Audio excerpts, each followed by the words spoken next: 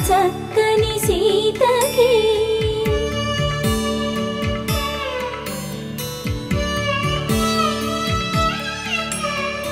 ఎర్ర జాబిలి చేయి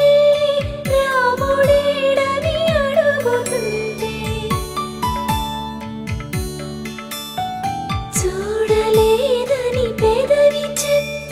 చెప్పలేమని కనులు చెప్పే నల్ల పూసైన